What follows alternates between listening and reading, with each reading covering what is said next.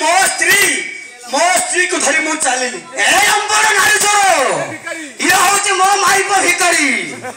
ये मो भाग्य माई को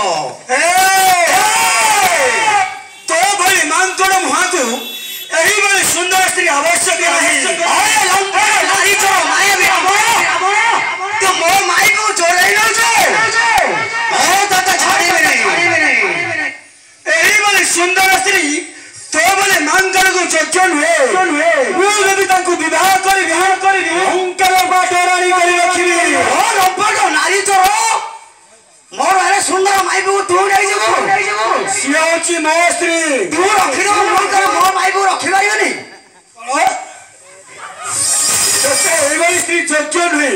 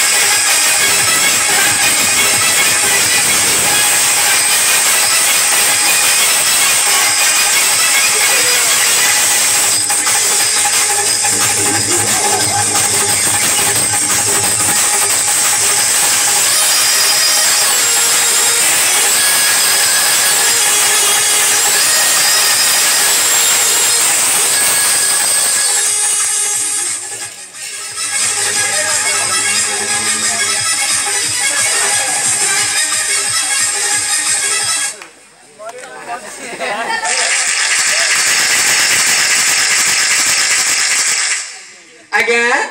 जिते